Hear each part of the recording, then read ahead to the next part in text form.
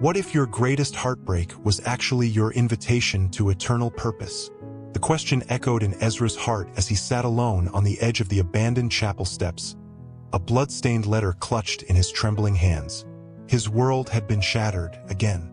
Another door closed, another dream buried. The letter, returned unopened, had his mother's handwriting on the envelope. The same woman who had left him at a church doorstep 17 years ago, wrapped in nothing but a torn blanket and a note that said, "God has a plan for you. I'm sorry." Ezra was told all his life that God loved him, that God had chosen him, but he never felt chosen, only discarded. He wandered from one foster home to the next, each one a reminder that belonging was something others had, and he did not.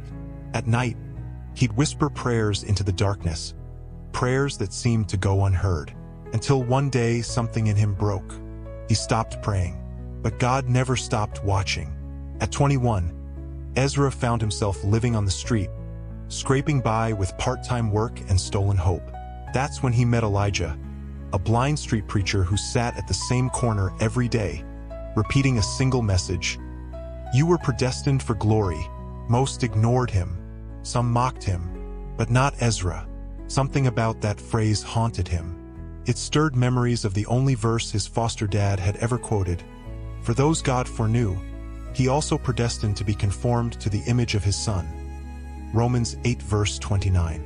Ezra sat beside Elijah one rainy evening and asked, "Why do you keep saying that? Who's predestined for glory? Certainly not me." Elijah smiled without opening his eyes. "You are, but you don't believe it yet." Ezra scoffed. "Look at me. I'm nobody." The old man reached out and gently took Ezra's wrist. "You're somebody in the story God is still writing. You've only read the painful chapters. You haven't turned the page." Those words were seeds, and though Ezra didn't realize it, they began to grow. Weeks passed. Elijah became a strange constant in Ezra's life, like a broken lighthouse that still somehow lit the way. One night, after being assaulted and nearly robbed in an alley, Ezra crawled into the abandoned chapel where he was once left as a baby. He collapsed at the altar, bleeding, sobbing, and angry. "I'm done, God. If you're real, you've got 30 seconds to show me." Lightning struck nearby. The stained glass window behind the altar cracked. The air grew still. Ezra looked up and saw something impossible. A small flame burning on the pulpit, yet not consuming it. He heard no audible voice, but deep in his spirit, a whisper rose. You were not abandoned. You were hidden. You were not rejected. You were reserved. Tears streamed down Ezra's face as warmth filled the broken chapel. For the first time, he felt it, not just the presence of God, but the purpose of his pain. He remembered the verse Elijah often quoted, "Those he called, he also justified. Those he justified, he also glorified." Romans 8 verse 30. Maybe he wasn't cursed.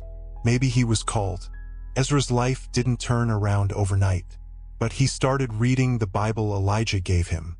He found a job at a construction site, and every evening he'd return to the chapel to clean, repair, and worship alone.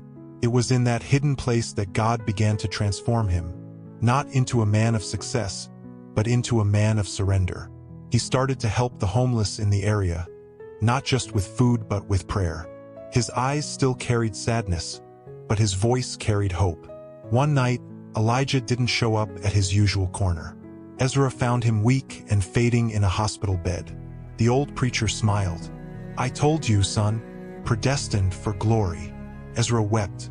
"But I'm not ready." Elijah squeezed his hand. Neither was Moses, neither was David, neither was Paul, but God was. Glory doesn't wait for you to feel worthy.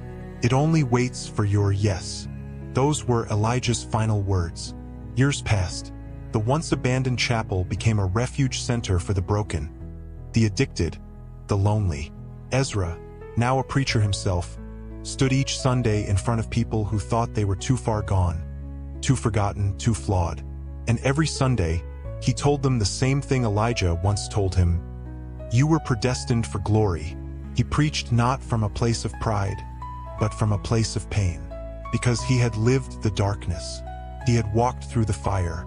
and he had come out not just alive but transformed. One day, a woman stepped into the chapel, weathered by time and regret. Ezra's heart froze. It was her, the woman who abandoned him, his mother. She dropped to her knees, weeping uncontrollably. "I came to see the chapel. I didn't know you were." Ezra walked slowly toward her, his eyes filled with tears. He knelt beside her, took her hand, and whispered. He knew. He hugged her, not with bitterness, but with the grace only God could provide. Ezra's story spread, not because he was famous, but because he was faithful. He had become the man he was always meant to be, not despite his pain, but because of it. He often told his congregation, "God's glory is not reserved for the perfect. It's revealed in the broken. You are not a mistake. You are a masterpiece in the making."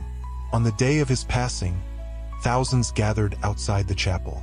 His tombstone read simply, "Predestined for glory," Romans 8 verse 30, and somewhere in heaven, Elijah was smiling.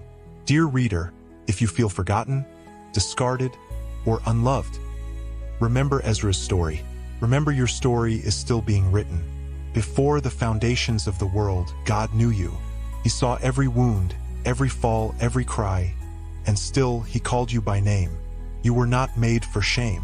You were not born for failure. You were predestined for glory. And even if your story is full of ashes today, remember this: God will glorify in the end. Not your strength, not your name, but His name through your surrender. Every broken piece, every closed door, every unanswered prayer. It all becomes part of a greater story. A story where God finishes what He starts. A story where the author himself gets the glory, and you, yes, you are called according to His purpose. For those He predestined, He also called.